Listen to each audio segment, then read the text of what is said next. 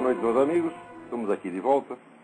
Como sempre, começamos esse programa invocando a Santíssima Virgem Maria, o Santo Padre Pio de Pietrelcina, para que roguem a Deus que nenhuma injustiça se cometa nesse programa. Eu queria lembrar vocês para dar uma olhadinha na nova sessão multimídia do Mídia Sem Máscara, onde, além de ter vários vídeos, alguns extremamente importantes para documentar aquelas coisas que nós estamos falando, também você tem os links das notícias que são comentadas aqui no Throughout Speak. Tá certo? Então, porque o pessoal pergunta, mas qual é a fonte disso, qual é a fonte daquilo? Mas agora não precisa perguntar mais, porque já está lá. Também queria lembrar que no próximo sábado, às 5 horas, como sempre, teremos aula mais uma aula do curso de Filosofia Online na página www.seminariodefilosofia.org. Também uma outra novidade aqui, extremamente auspiciosa, o site www.lifesitenews.com, que é uma das melhores agências de notícias mantidas aqui por esse pessoal militante evangélico nos Estados Unidos, agora tem uma versão em português, chamada Notícias Pro Vida. Para pegar o endereço direitinho, vocês vão lá no site original, www.lifesitenews.com, e tem lá o endereço direitinho da página em português. Até onde eu vi, as notícias estão muito bem traduzidas. E vou começar aqui comentando uma notícia que saiu no Live Site News, que é um negócio de arrepiar os cabelos, mas é arrepiar os cabelos do saco, não é os da cabeça. É os da cabeça, mais os do saco, e quantos mais você tiver, entendeu? Aqueles caras que são muito peludos vão virar um verdadeiro porco-espinho, né? Olha aqui, o Obama, a administração Obama, mandou um requerimento à Suprema Corte dos Estados Unidos, pedindo que a Arábia Saudita, o governo da Arábia Saudita, seja protegido nas investigações sobre o 11 de setembro. Quer dizer, embora haja evidência suficiente de que houve ajuda da Arábia Saudita aos terroristas, o Obama está pedindo que não se mexe na Arábia Saudita. Mas isso é uma coisa impressionante, porque isso aí já é distorcer completamente as investigações. Você não pode investigar a Arábia Saudita, foi colocada pelo presidente acima de qualquer suspeita. Quer dizer, o pessoal diz que o Obama, quando foi na Arábia Saudita, disse que ele fez uma genuflexão dando o rei, né? Agora isso aí já passa, não é genuflexão, não é beijar a mão. Isso aí, minha gente, já é chupar pica, você está entendendo? É uma coisa assim, o sujeito está humilhando o país até o fim. É uma coisa absolutamente impressionante. Agora, veja você, da onde saiu Barack Obama? Todos os estudos dele foram financiados por um príncipe da Arábia Saudita. Isso é a mesma coisa que dizer, o governo da Arábia Saudita, a família real da Arábia Saudita, financiou os estudos do sujeito. Né? Também, 1 ou 2 semanas atrás, quando esteve aí o Benjamin Netanyahu, né, ele já avisou o cara lá de Israel que ele não só quer que haja lá um Estado palestino, mas ele vai entregar Jerusalém para o Estado palestino. Quer dizer, o que falta para concluir que esse sujeito assim, é um empregadinho da Arábia Saudita? Porra, essa é a coisa mais óbvia do mundo. Né? Nunca houve um caso de favorecimento assim ostensivo, assim escandaloso. O simples fato de ele ter recebido dinheiro da Arábia Saudita já o torna suspeito. O simples fato de ele ter recebido dinheiro, mesmo que ele não faça nada em troca. Mas ele usar o governo americano para oferecer essas molezas para a Arábia Saudita, até tornando imune a investigações de um crime hediondo que foi cometido contra esse país, é uma coisa incrível. Quer dizer, é claro que Para mim já está, agora toda dúvida que eu pudesse ter a respeito já acabou. Quer dizer, o Obama foi colocado lá propositadamente para destruir isso aqui, porque a primeira coisa que ele fez lá foi diminuir o orçamento das Forças Armadas. Segundo, revelar lá os memorandos secretos da CIA, né, revelando como é que eles obtêm as informações dos prisioneiros. Ah, bom, agora acabou, não vai obter mais. É um negócio impressionante. E agora vem essa, quer dizer, a Arábia Saudita não pode ser investigada. É um negócio impressionante, hein? Agora, por outro lado, né, ele que era, ele não era o pai dos pobres, o pai dos pretos, está falando, bom, aqui o desemprego dos pretos já está 15%, já está, né? A média está 10%, entre os pretos está 15%. E mais ainda, a coisa mais linda aqui é que, onde tem desemprego nesse país, o desemprego nos estados governados pelos democratas é 20% a mais do que nos outros estados. Quer dizer, esse negócio de votar em Barack Obama é realmente pedir socorro para o bandido. Quer dizer, justamente o partido que está criando o desemprego vai pedir socorro para ele. Agora, é incrível que os mesmos caras que provocam essa situação, que estão destruindo a economia, a segurança nacional americana, estão destruindo tudo, eles aparecem como se fossem os salvadores da pátria e não os autores do crime. Agora, no Brasil, todo mundo acredita nisso, porque a mídia inteira diz isso aí, que a crise mostra a falência do capitalismo liberal. Né? Quer dizer, o que eles entendem por capitalismo liberal é um capitalismo sujeito aos poderes políticos que pressionam, então, os bancos a emprestar dinheiro para quem não pode pagar, faz isso durante 30 anos e daí vem a crise. Daí eles dizem, o capitalismo liberal não funciona. O capitalismo liberal não funciona porque ele deixa vocês à solta. Porque quem faz isso tinha que estar na cadeia.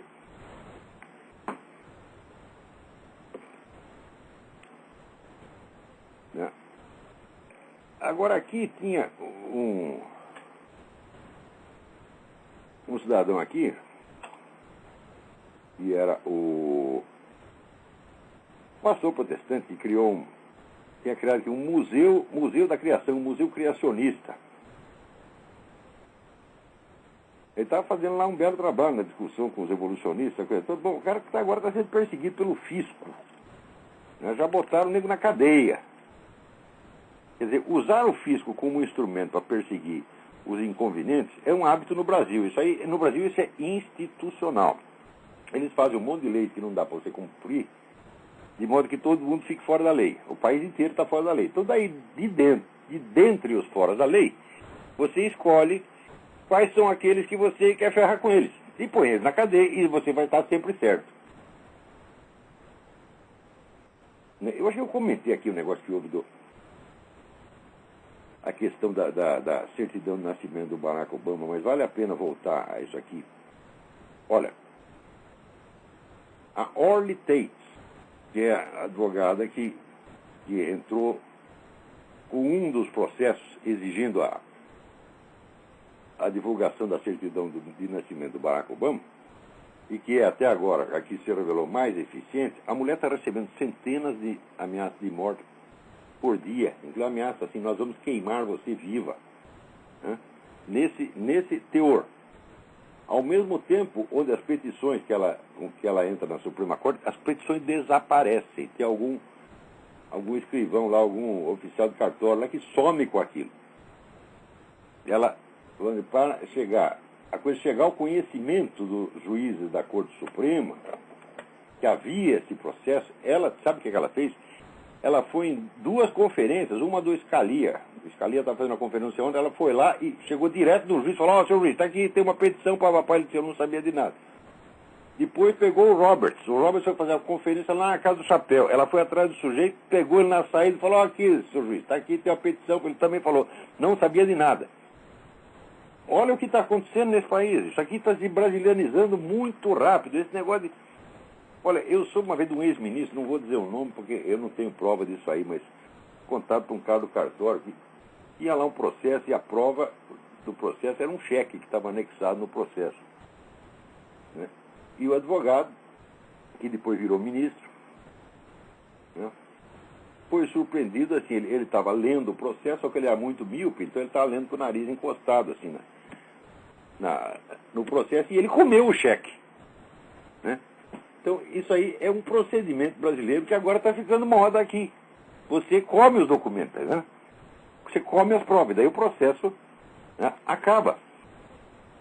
Por falar nisso, o que o Obama declarou que isso aqui é o mês gay nos Estados Unidos, né?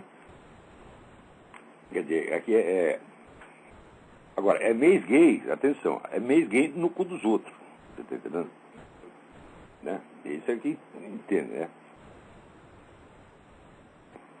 Também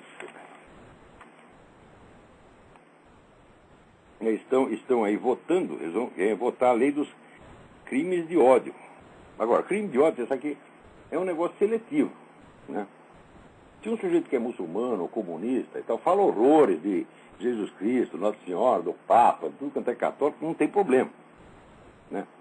Agora, se você diz assim, por exemplo, o Islã não é uma religião revelada, você vai pra cadeia, meu filho, porque isso aí é crime de ódio, né? Então, tudo isso aí, vamos dizer, e a bandeira que eles levantam é aquele tal do Matthew Shepard, né? Que é um cara homossexual que foi assaltado e assassinado por pessoas que não tinha nada a ver, não foi um crime de ódio de maneira alguma, eles mataram o sujeito para assaltar. Eles estão lá pouco se lixando se o sujeito é gay ou não é. Então inventaram a história que foi um crime de ódio. Olha, primeiro, não foi um crime de ódio, foi um crime por assalto, tá certo? Foi um assassinato por assalto, né? E segundo, os assaltantes estão todos na cadeia cumprindo pena. Quer dizer, qual foi a discriminação que o sujeito sofreu? Nada, né? Então, vamos dizer, o Código Penal que pune, né, já atos de violência, até pune a calúnia, a difamação, etc. Não basta. Tem que ter uma lei específica para criar um grupo privilegiado. As pessoas que inventam isso sabem perfeitamente que isso só vai criar problemas, só vai criar confusão. Mas isso é feito. Não é para proteger esse grupo, é para criar confusão mesmo. Isso é para corroer o edifício jurídico. Eu estou explicando isso faz tempo. Agora, acontece que as pessoas que são contra, né, por exemplo, elas são contra o abortivo, são contra o casamento gay, são contra essa legislação anti-homofóbica, essa coisa, eles combatem um por um e ficam discutindo, quer dizer, a matéria dessas propostas. Então, não é para discutir isso, é para discutir a proposta revolucionária geral que está por trás disso. Quer dizer, não adianta você ter resistência pontual contra uma estratégia que é geral e abrangente, meu Deus do céu. Quer dizer, uma estratégia que, partindo de 2 ou 3 fórmulas simples, que são aquelas famosas 3 inversões que eu falei para vocês, que constituem a mentalidade revolucionária. Quem quiser saber mais, tem lá uma explicaçãozinha no seminário de filosofia, né? Partindo dessas 3 fórmulas, você cria uma infinidade, tá certo? de focos de confusão. Mas uma infinidade mesmo, porque é só você repetir a fórmula. As 3 são, como eu dizer, a inversão do tempo. Quer dizer, você explica o que aconteceu antes pelo que supostamente virá a acontecer depois. É claro que isso é loucura, isso é coisa de esquizofrênia. Né? A inversão de sujeito e objeto e a inversão da responsabilidade moral. E a partir dessas 3 fórmulas, bicho, dá para você acusar todo mundo de tudo. Todos ficarão culpados, exceto os acusadores. Espera aí, tem alguém na linha, vamos atender. Alô, quem é? Professor, é André. Tudo bem, André? Eu vou fazer uma pergunta para o senhor, até na linha de que o senhor está falando. Tem um livro aqui, estou com ele aqui, do Wegelin, que o Drama of Humanity, o cara pergunta para ele sobre a relação entre os gnósticos e ideologias, né, modernas. Sim. E ele fala que, isso é uma coisa que caiu na minha mão quando eu li um livro do von Balthasar, blá, blá, blá, mas depois a gente viu que tem muito mais outras coisas. Tem a tradição apocalíptica, neoplatônica, hermética, e tem a mágica. Ele fala na mágica. Ele diz que ele estava lendo um livro do Thorndike, da Universidade de Colômbia, que eram 8 volumes sobre a história da mágica, e que ele ainda não tinha tido tempo para digerir aquilo, e que ele achava que aquilo poderia ser importante no entendimento da gênese desse pensamento moderno, que ele considera um pensamento mágico, né? Que é uma operação de modificação da realidade. Eu queria saber, assim, se o senhor conhece essa obra desse autor aí. Tem Thorndike, eu tenho essa coleção inteira, já li 20 anos atrás. Eu queria que o senhor pudesse falar um pouquinho sobre... importante. Lynn Thorndike, História da Magia e da Ciência Experimental. Vou desligar. Ele faz as duas coisas juntas, magia e ciência experimental, que no fundo são a mesma coisa. Tchau, vou desligar. Obrigado. Se Então, puder, isso aí falar um pouquinho sobre isso. É importante. O Wegelin, ele lançou primeiramente aquela hipótese de que as ideologias revolucionárias de massa eram descendentes em linha direta do gnosticismo. Depois ele foi descobrindo que tinha outros elementos, e outros. Por exemplo, o negócio milenarista. E, bom, eu acho que a dificuldade, o problema que o Wegelin colocou é um dos mais difíceis da historiografia universal. E ele levou a coisa até um certo ponto, e a pesquisa dele ficou inconclusiva. Como ficou inconclusiva a famosa pesquisa do Max Weber sobre as relações entre religião e economia. O que importa não é ter chegado à conclusão, porque, como dizia São Tomás de Aquino, verdade é filho do tempo. Cada um tem que pôr um pedaço. A gente vai avançando o negócio, chega uma hora que a coisa fica clara. E eu acho que o Wegelin não conseguiu chegar a uma solução definitiva, porque, não digo definitiva, mas a uma solução que pelo menos aplacasse as perguntas, né, e objeções possíveis, porque ele se ateve ao conteúdo dessas ideologias. E eu acho que encontrar uma unidade do movimento revolucionário do ponto de vista de conteúdo é impossível. Daí essa minha pesquisa, Mentalidade Revolucionária, da qual já publiquei vários extratos, onde eu me atenho ao aspecto formal. Quer dizer, você reduz todo o discurso dos fulanos às suas premissas fundamentais. Não premissas de conteúdo, mas premissas formais, aqueles elementos que estruturam a lógica do discurso deles. E aí você encontra a unidade. Na hora que você encontra a unidade, você percebe que este conjunto de inversões, ele foi sendo formado aos poucos por agregação de elementos de várias proveniências. Por exemplo, a inversão do tempo já estava dada nas doutrinas milenaristas desde o tempo do Antigo Testamento. Onde você está falando de um milenarismo, o que é um milenarismo? É a ideia de que, vamos dizer, de uma era de paz e justiça futura, que vai ser a culminação da história humana. Então, você parte do princípio de que ele já conhece o fim da história. E daí ele passa a analisar todo o restante da história a partir daquele futuro hipotético. E eu já expliquei para você que eu não lembro se expliquei aqui ou se expliquei no seminário de filosofia. Vocês também me desculpem, porque eu falo para tantos públicos diferentes, que às vezes a gente pensa que falou uma coisa para um sujeito e falou para o outro. Isso já vinha me acontecendo. Como dava aula em 5 estados, né, eu às vezes chegava no Paraná e prosseguia a aula que eu tinha dado em Minas. Né? E o pessoal não sabia do que eu estava falando. Se acontecer, vocês me avisem, por favor. Eu não sei se falei aqui ou no seminário. Quando Jesus Cristo diz, não é para vocês saberem, né, a data do final dos tempos, ele diz uma coisa fundamental. Se você não sabe quando algo vai acontecer, você não sabe qual é o contexto histórico em que vai acontecer. E se você não sabe qual é o contexto histórico, você não sabe nada a respeito. Porque um fato qualquer, ele muda de significado, muda de relevância completamente se acontece em contextos diferentes. Então, no fim das contas, ele disse o seguinte, não é para vocês saberem nada a esse respeito. E, de fato, ninguém sabe nada. Tá certo? Então, viver na incerteza do fim faz parte da estrutura da realidade, faz parte da estrutura da condição humana. É isso que Jesus está ensinando para nós. Agora, se você não está aguentando a condição humana, se não está aguentando a incerteza, você inventa um negócio hipotético, um futuro hipotético, e passa a reinterpretar o presente e o passado à luz dele e acha que está sabendo tudo. Isso aí não foram os revolucionários que inventaram. Este elemento já estava pronto nas doutrinas milenaristas. Veja que no cristianismo houve uma certa efusão de milenarismo nos primeiros séculos. Depois veio Santo Agostinho e botou fim naquele negócio. Mostrou que aquilo tudo era um absurdo. E daí, durante 1000 anos, não se falou mais disso. Quando passam 1000 anos do tempo de Agostinho. Agostinho é século IV. Quando chega lá pelo ano de 1400, quer dizer, 1000 anos sem falar essa besteira, o negócio começa a pipocar de novo. E começa a pipocar no momento em que a igreja entra em crise. Aquele negócio da transferência do papado para Avignon, né? A Roma ficou, né, sem autoridade. O pessoal chegou a ver.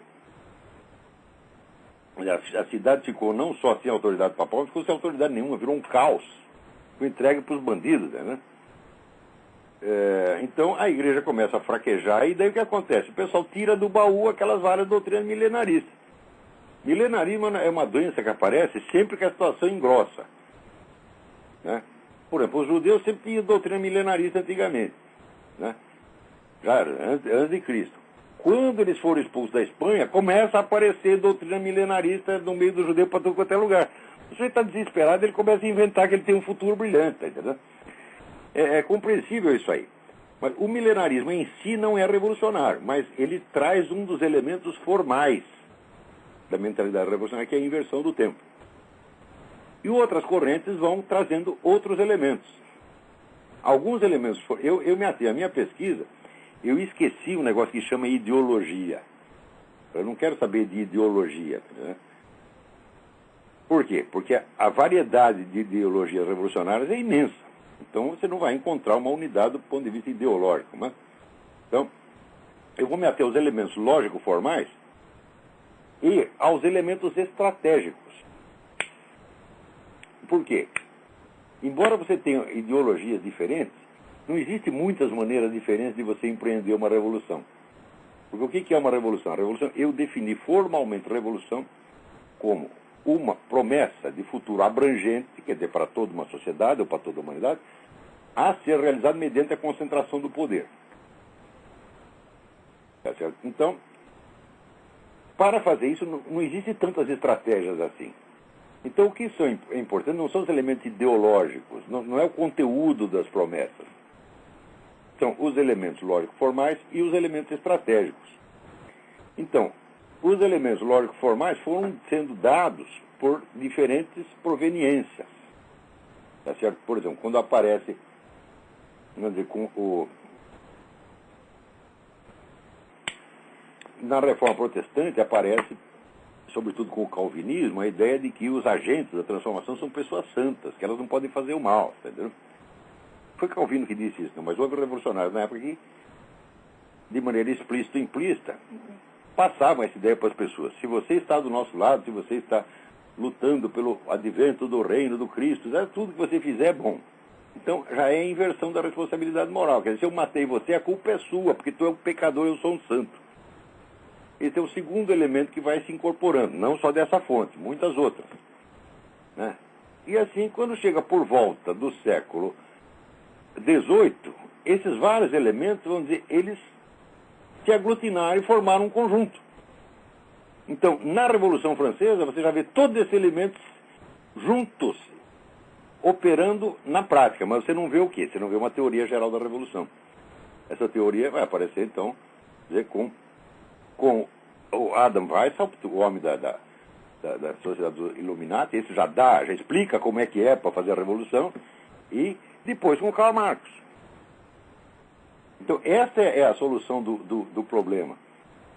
Certo? Eu já publiquei alguma coisa disso aí, né? Espero terminar logo o livro, mas mesmo que não saia do livro, até já está publicado em artigos de jornal, em aulas que eu gravei, etc. E tem até em Portugal, né? Lá na Universidade Católica de Lisboa, a minha teoria da mentalidade revolucionária já é objeto de uma tese universitária do Bruno Garcharme, né? Que é, vamos dizer, aí no nosso universo bloguístico, uma das pessoas mais inteligentes e talentosas. Quer dizer, eu fico muito feliz de que uma pessoa de que esse assunto seja estudado por uma pessoa dessa capacidade como o Bruno Garcharme, né? Então, vamos dizer, a minha teoria da mentalidade revolucionária já é uma coisa que ela já existe, embora não tenha sido publicada em livro. Ela foi publicada por outras maneiras. E ela é, vamos dizer, a etapa seguinte da pesquisa do Wegener. Eu estou pretendendo, vamos dizer, partindo do que o Wegener levou a coisa até um certo ponto, falou, bom, e agora, qual é a pergunta que sobrou? A pergunta que sobrou é a seguinte, o Wegener não conseguia saber qual é exatamente o papel desses vários elementos. Ele não conseguia articular esse, né? Ele se aprofundou no gnosticismo, né? Mas, no fim da vida, ele percebia que o negócio milenarista tinha um certo peso. Qual é o peso? E qual é a contribuição específica de cada um? Pois é exatamente isso que eu estou tentando responder, porque acontece que Wegener morreu e nada mais disse, nem lhe foi perguntado, tá entendendo? Então a gente tem que pegar a bola e continuar. Espera aí, tem mais alguém na linha aí. Alô? Alô, Olavo? Eu? Alô, Olavo, tudo bom? Eu mesmo. Olavo, você falou que é o meio gay, aí eu lembrei um negócio que não tem a ver, só por nome. Você conhece um historiador chamado Peter Gay, e o que tem a dizer sobre ele? Isso, o Peter Gay não é gay. Claro, só pelo nome, eu lembrei. Eu estava com essa pergunta já faz tempo e resolvi fazer. O que o senhor pode dizer a respeito desse historiador? Olha, é um homem altamente competente, mas em certos pontos não muito confiável, porque ele, por exemplo, ele tem aquela idealização do iluminismo, né? Ele sempre quando ele pega uma coisa e decide ver só pelo lado bom ou só pelo lado mal, bom, ele pode acumular, né? Por exemplo, se eu quero provar que eu sou um santo, né?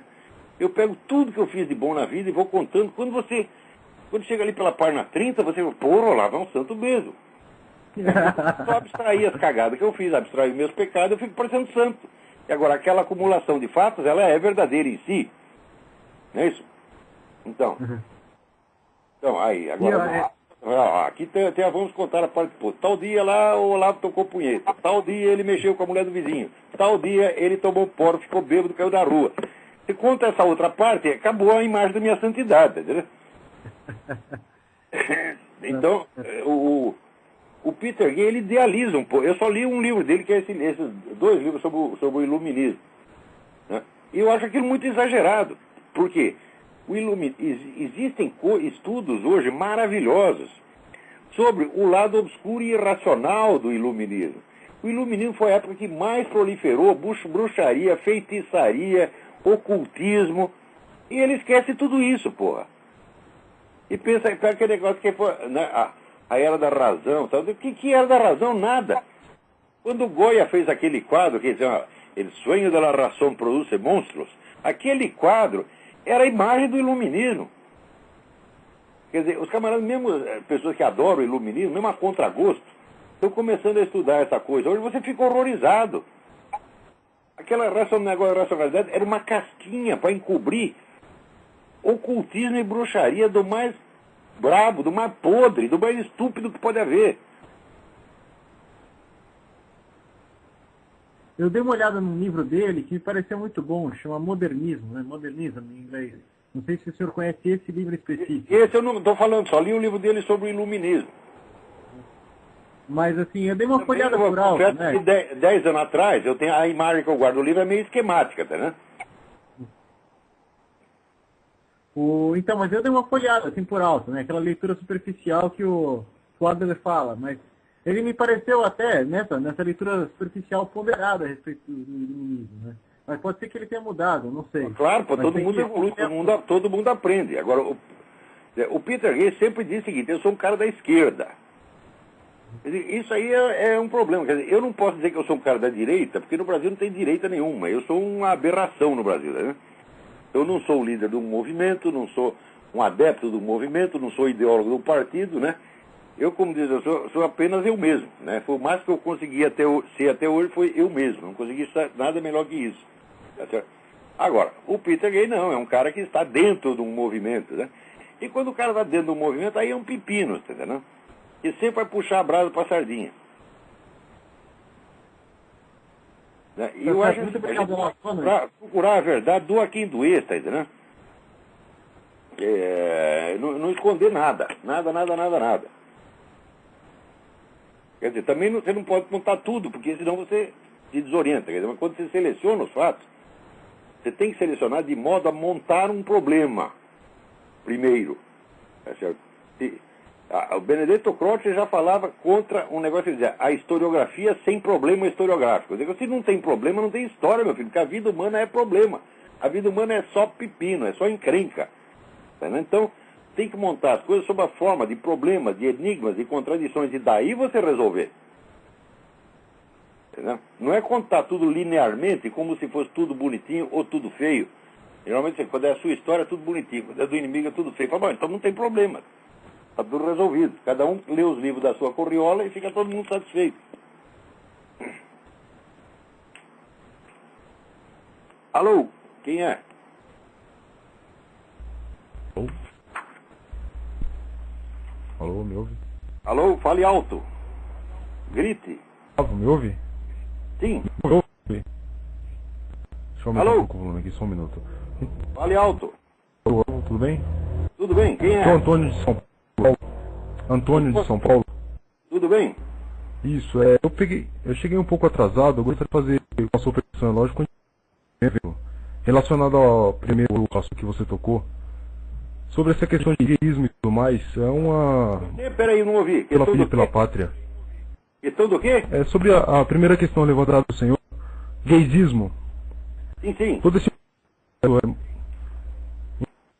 se possível, uma divulgação de um pequeno manifesto que em São Paulo, é permitido? O senhor me dá permissão para isso?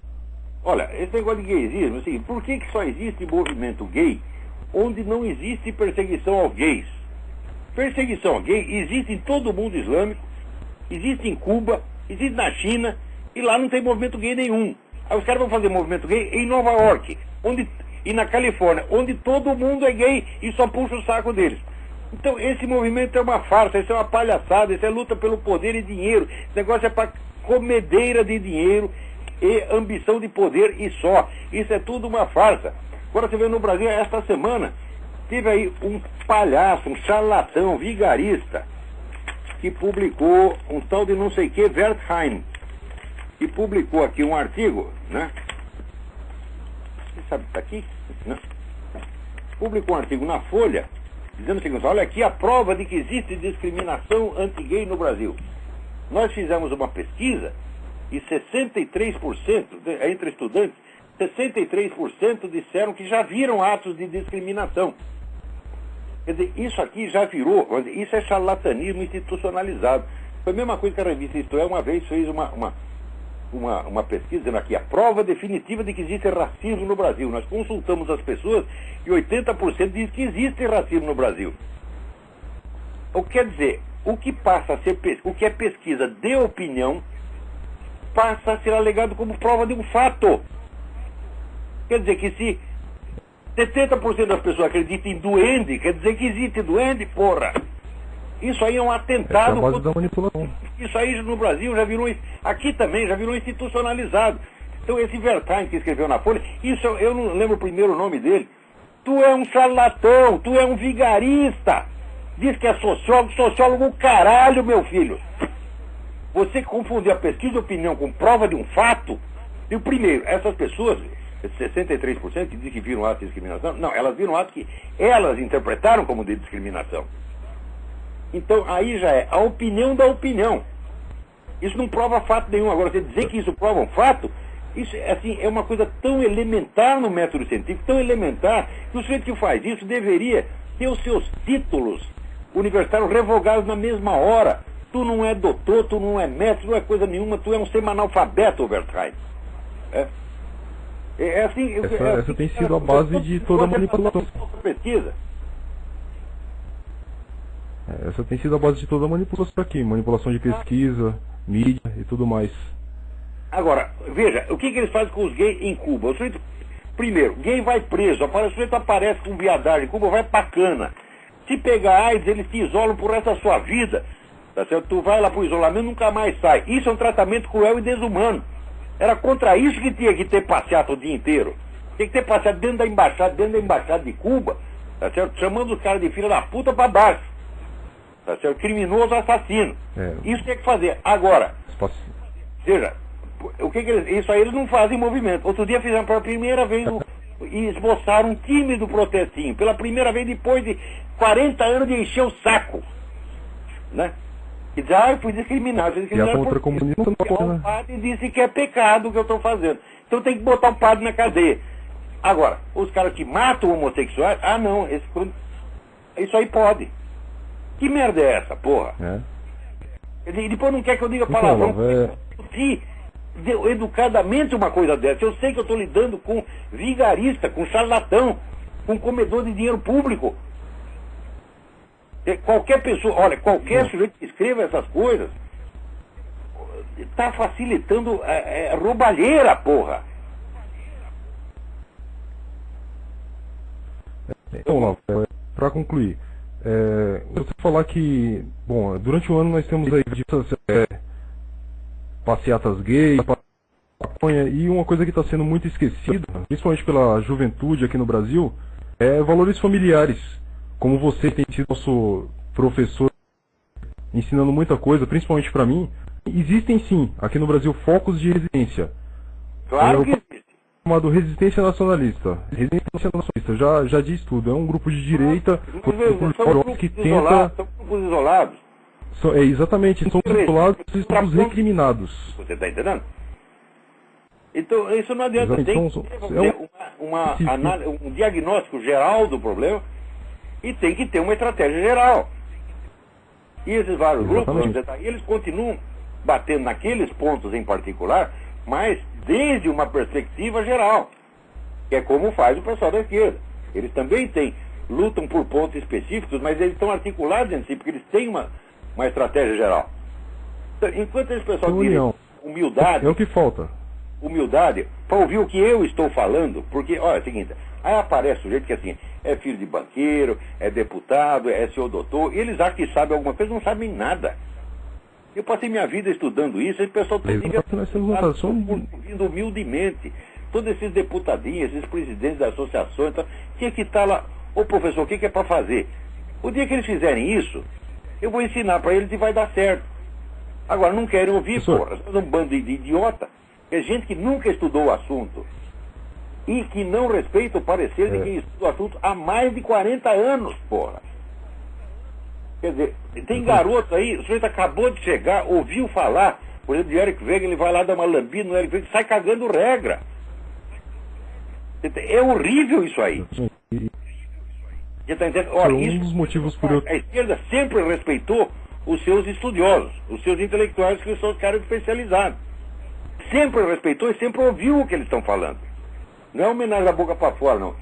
Eles, quando pegam um cara que estuda o negócio, eles ouvem com muita atenção e fazem o que o sujeito está dizendo. Agora, o pessoal da direita, não. É, como dizer, muito chefe e pouco índio, porra. Não é que eu quero ser chefe de nada, não quero liderar merda nenhuma, mas eu quero fazer exatamente o que eu estou fazendo, eu quero ensinar.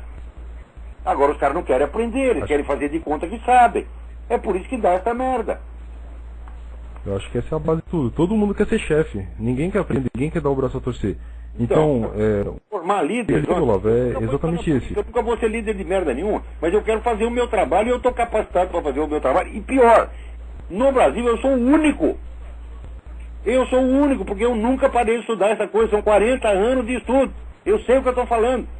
E esse pessoal não sabe. Peraí, tem mais dois aí na linha para falar. Dois na fila. Obrigadão pela sua contribuição aí. Pedimos exatamente isso ao senhor. Continue com o seu trabalho, que tem feito diferença para pessoas aqui, como nós. Obrigadão. Tem feito muita diferença na nossa vida, tem iluminado muitos caminhos. E dessa geração dos meus alunos, sobre o pessoal que está fazendo o curso do Seminário de Filosofia, que estão fazendo a única coisa que vai dar certo nesse país. É a formação de uma nova geração de intelectuais sérios. Isso é a única coisa que tem futuro. Os movimentos políticos não têm futuro. Nada no Brasil tem futuro. Só tem futuro preparar uma geração de intelectuais. O pessoal que quer aí sair fazendo coisa agora, vamos fazer uma revista de cultura, vamos fazer um partido político, vamos fazer uma... Tudo perdendo seu tempo, meu filho. Não é assim que se faz. Eu sei que não é assim que se faz, por quê?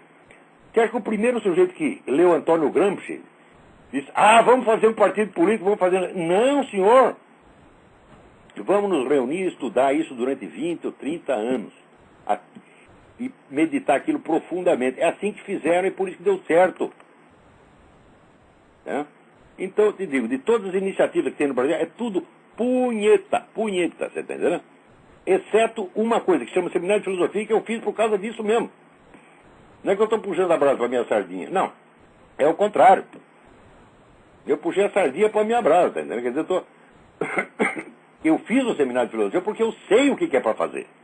E esse pessoal não sabe. Então, vamos lá. Por enquanto, o que é para fazer? Nós temos que preparar uma geração de intelectuais. Dessa grande geração de intelectuais sairá uma geração de líderes políticos.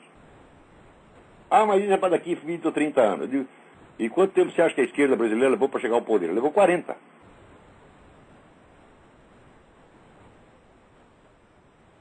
Então, alô, quem está na linha aí?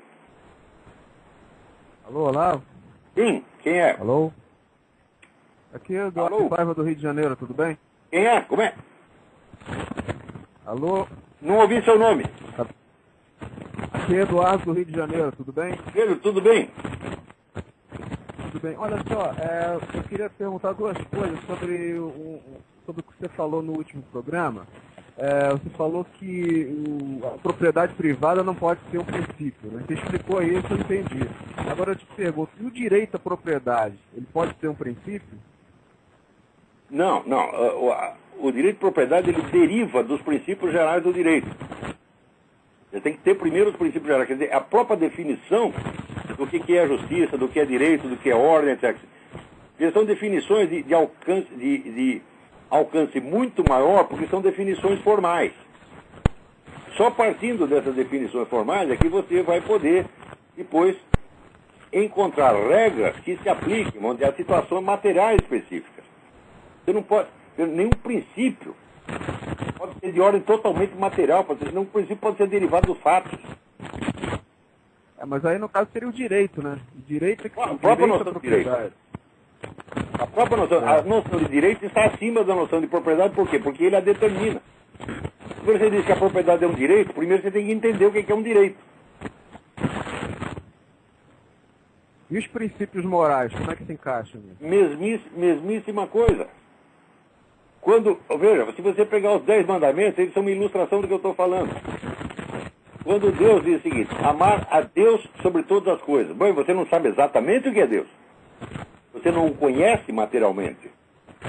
Mas você sabe o quê? Você sabe que Ele é infinito, onipotente, onipresente, onissapiente, que Ele é o melhor dos melhores. Então, o que você tem que fazer para amar a Deus sobre todas as coisas? Você tem que amar o melhor. O melhor. Em todas as situações, você não sabe ainda materialmente qual é o melhor, mas dado uma coisa boa, você sempre sabe que pode existir outra melhor. Essa melhor que você tem que amar. Então, esse é um princípio formal. Não há contradição nesse princípio. Em todas as situações, escolher sempre o melhor. O melhor, o melhor, o melhor. Não é o bom, é o melhor. Está entendendo? No segundo mandamento, quando diz, amar teu próximo como a ti mesmo. Você está entendendo? É uma relação de proporção, é uma equação. Não é uma coisa material específica, está entendendo?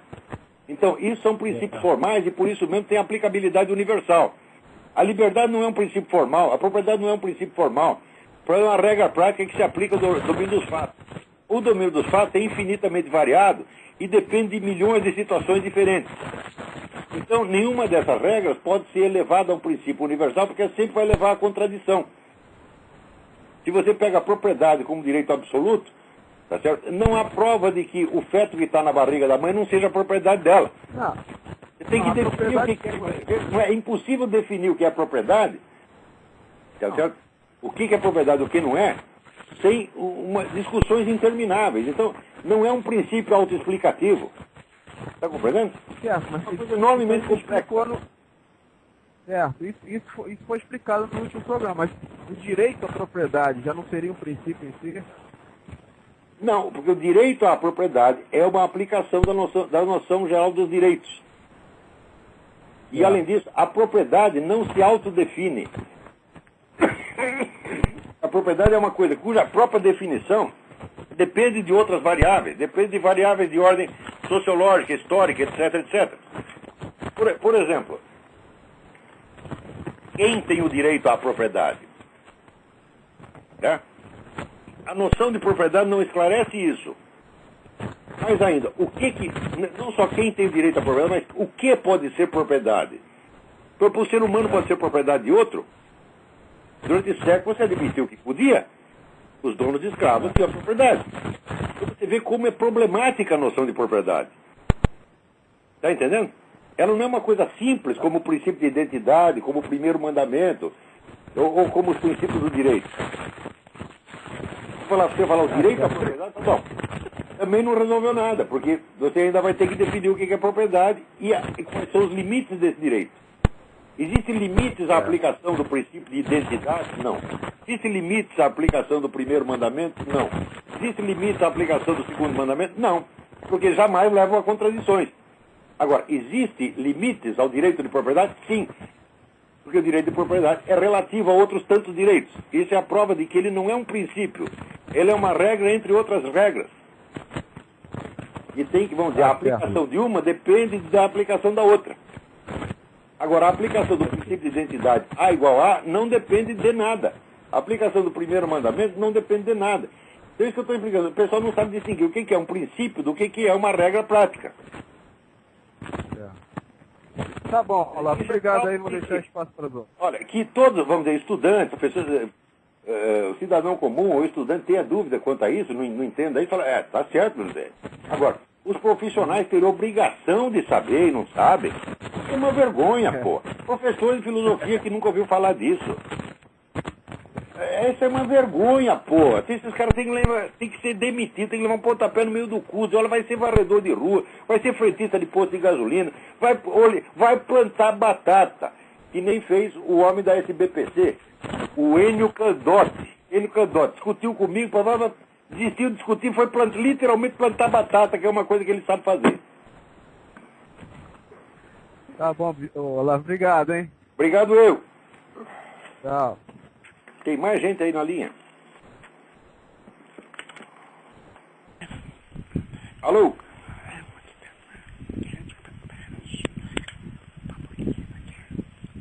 Alô? Já que não está falando nada, eu vou comentar aqui, ó. O Luiz Santos Júnior me escreve um e-mail dizendo que leu um negócio, o livro Vida e Pensamento de Karl Marx, da tal de Morgana Gomes, e que ela diz que Albert Einstein foi perseguido por Joseph McCarthy. Olha, meu saco, aí tem que chamar o Alborguete com aquele porrete dele. Porque Albert Einstein foi perseguido por Joseph McCarthy. Eu vou dar uma resposta educada para você, Morgana Gomes. O caralho. Tá? O comitê McCarthy só interrogava funcionário público. Tá? Albert Einstein não era funcionário público, mesmo porque era estrangeiro. Tem gente que acredita que até o McCarthy perseguiu a turma do cinema. Digo, não passou jamais um ator ou diretor de cinema pelo comitê McCarthy. Nunca. Passou por um comitê da Câmara dos Representantes que não tinha nada a ver com o McCarthy, que foi antes do McCarthy. Quando McCarthy, o comitê do Senado só interrogava o funcionário público. E mais ainda, todos aqueles que ele acusou, hoje sabem que era um agente comunista mesmo, porra. Agora, Albert Einstein, puta que pariu. Puta, olha, haja saco com essa gente. Quer dizer, o direito ao charlatanismo no Brasil é ilimitado. O charlatanismo é mais que um direito, é uma obrigação. Aqui, outro e-mail. Rafael Dalanese, quero trocar as ideias sobre Wilhelm Flusser. Olha, isso é muito interessante. O Flusser era um grande pensador.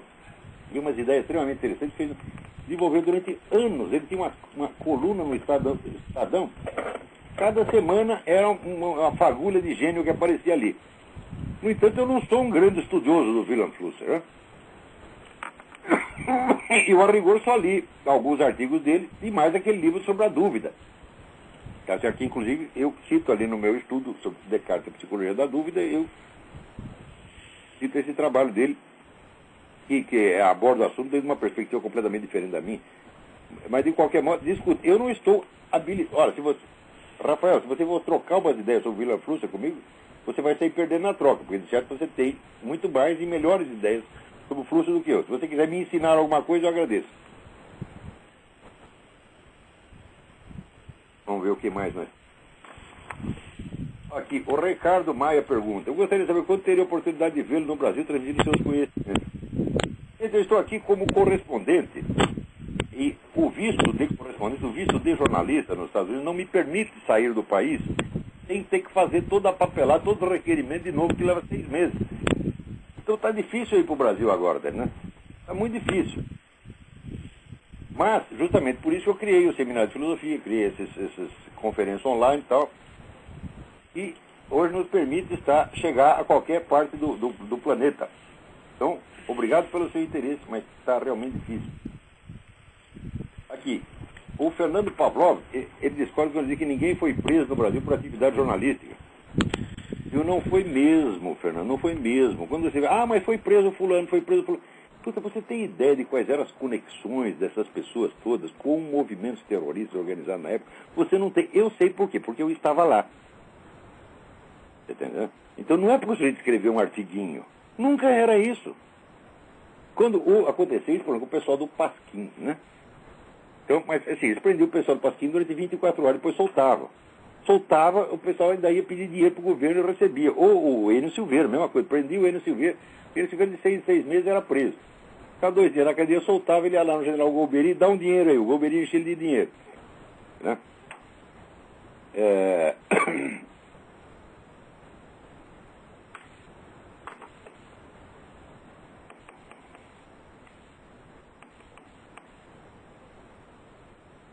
Sustento minha admiração e respeito, mas não sou como uma grande massa de seus ouvintes que confunde admiração com devoção religiosa. Isso é outra besteira brasileira. Ó, Fernando, aqui, para com isso. Para com isso.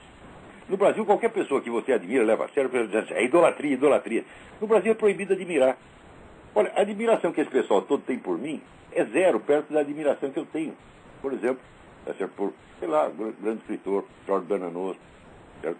Eu jamais permitiria que se falasse mal do cara. No Brasil, quando você admira, sempre tem que falar um pouco de mal, para não dizer que é idolatria.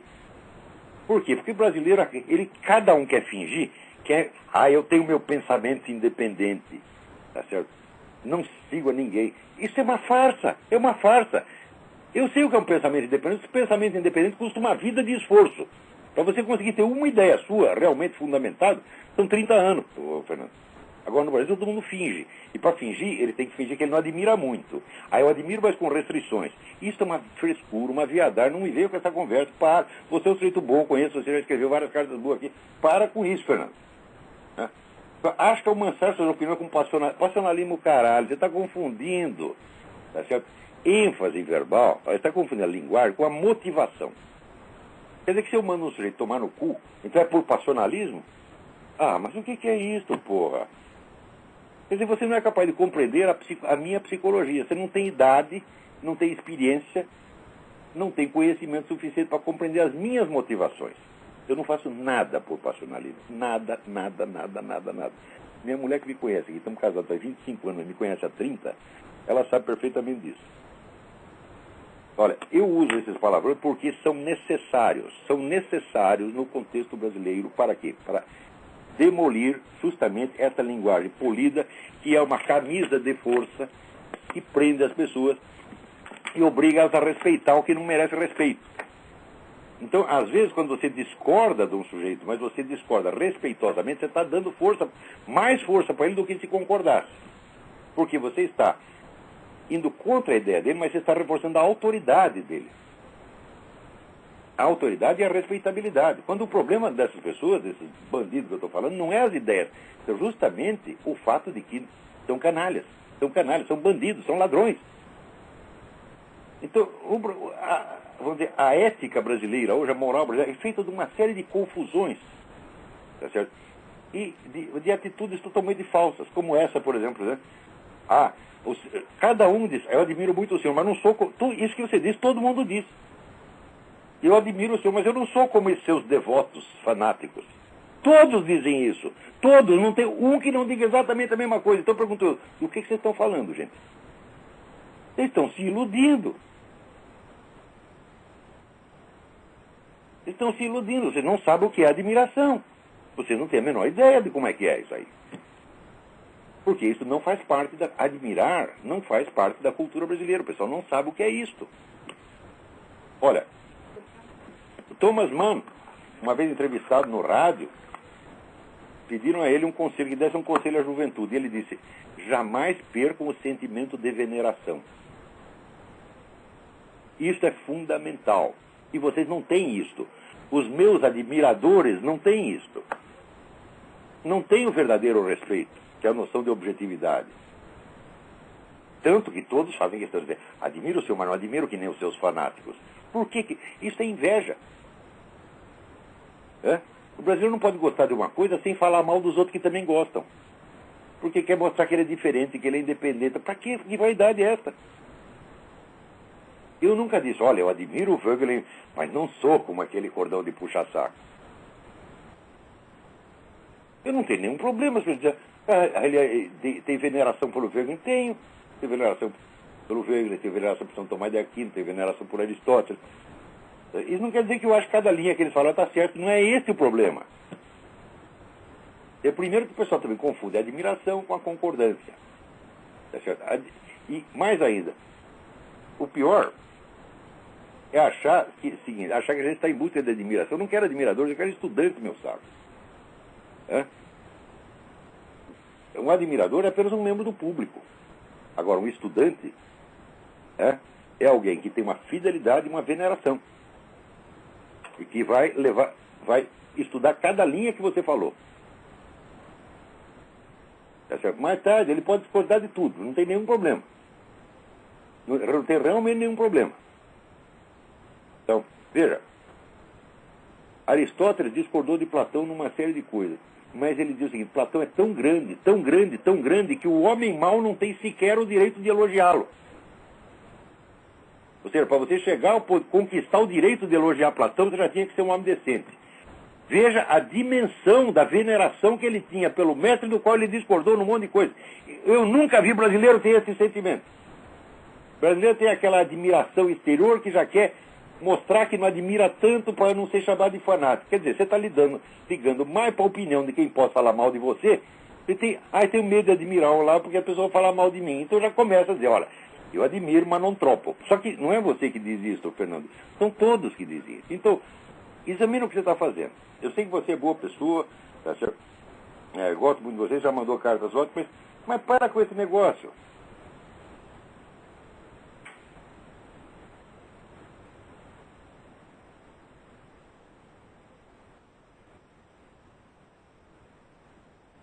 Outra coisa, Fernando, segundo eu falo esse negócio dos jornalistas brasileiros, de coisas que aconteceram há 40 anos. Olha, há 40 anos eu estava na mídia brasileira, todos os dias.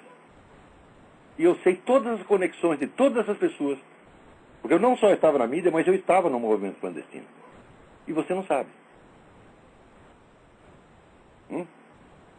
Então, quando um sujeito desse era preso, imediatamente a mídia fazia questão de mostrar que ele tinha sido preso como, foi um atentado contra a liberdade de imprensa. Na quase totalidade dos casos não foi. E eu sei porque eu estava lá e você não sabe. Eu era um jornalista, na época dos acontecimentos, era um jornalista e era um militante da esquerda. Eu sei o que aconteceu. Por exemplo, você cita os nomes aqui, eu não vou citar nomes, mas desses camaradas que você cita, eu sei os que contribuíam para a organização do Carlos Marighella, davam dinheiro. Então, você não está preso porque é jornalista. Está preso porque está ligado ao movimento clandestino, meu filho. Não há nenhuma exceção. Nenhuma. Presta atenção.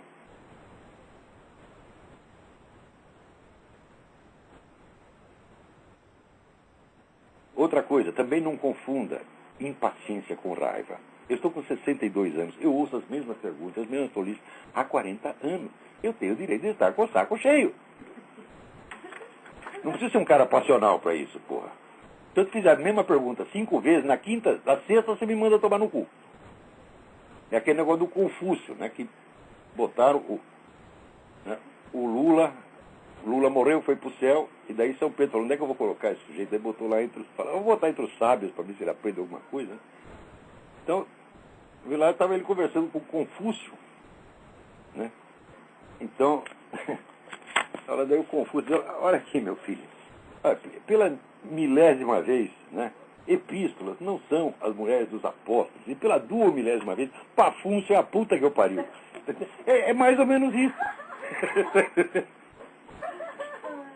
Então, não me leva a mal, Fernando, eu gosto muito de você. Até para falar com você, que eu sei que eu gosto, eu falo assim, pô, é estilo. Acabou o nosso tempo aqui. Então, vai ficar tudo para a semana que vem. Muito obrigado a todos.